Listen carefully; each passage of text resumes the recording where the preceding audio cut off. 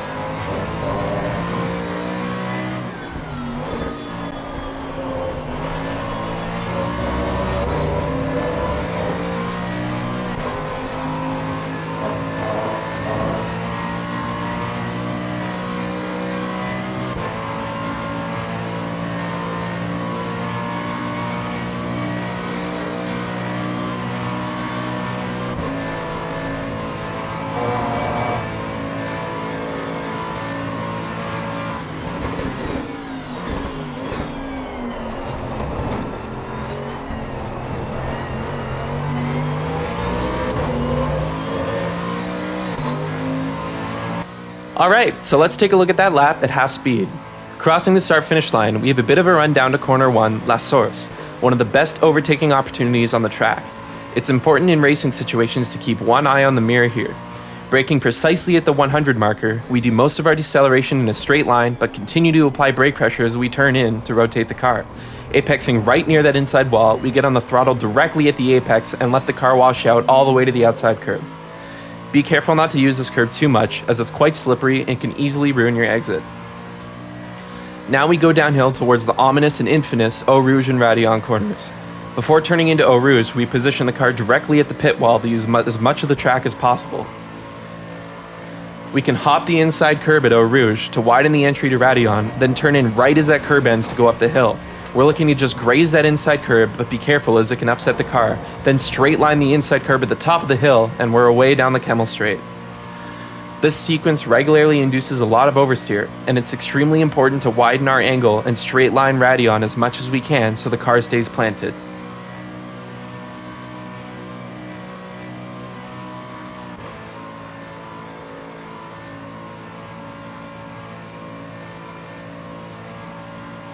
Approaching Lake Combe, we're looking to brake just before the start of the curve on the outside of the track, turning in quite early and trail braking to shorten the distance traveled. We use all of both the inside curbs on the right and on the left.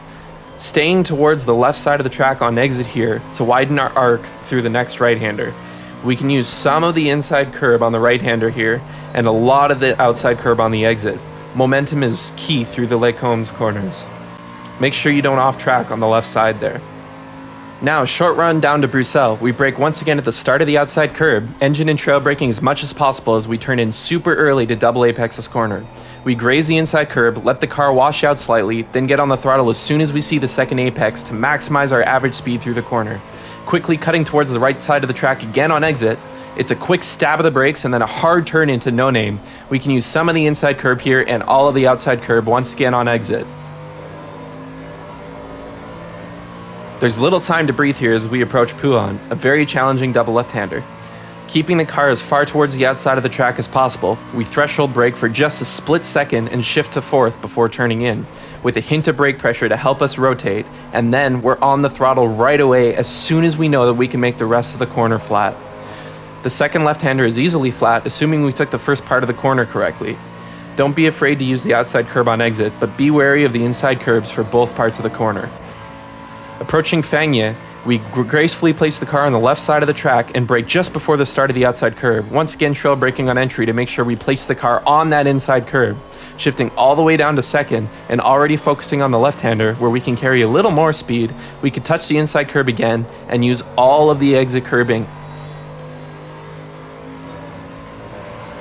Another quick cut across the left side of the track. We brake for Campus once again just before the curb, using the outside curb on entry to widen our angle and apexing on the inside curb, getting to throttle right away. We let the car wash out all the way to the gravel on the left of the track before turning in hard for Stavelot, in which we can take flat in most cars.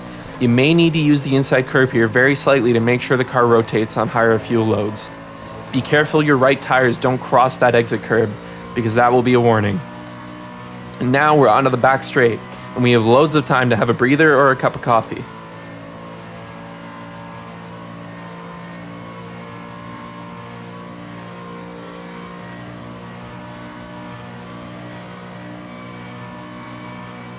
Blanchimont is flat quite easily in most conditions, but be extremely wary when lifting to overtake backmarkers or GT4s, as the sudden weight transfer tends to upset the car through this corner. Now we're looking at the bus stop chicane, traveling at over 260 kilometers an hour. We stand on the brakes, looking at the 150 marker on the left, and downshift as aggressively as possible to utilize the engine to help slow the car. Shifting all the way down to first, we trail brake again and apex on the inside curb right at the sausage. Give the car a little gas before braking again for the left-hander, apexing on the curb at the sausage again, and focusing on our exit onto the front straight. We almost go all the way over the outside curb, and we cross the line. And that was a 2-minute, 15.8 second lap around Spa Francorchamps. Make sure you hit the like and subscribe buttons below if you'd like to see more lap guides, and tune in on Halloween to the 24 Hours of Spa hosted by the SimGrid and sponsored by Thrustmaster. We'll see you next time.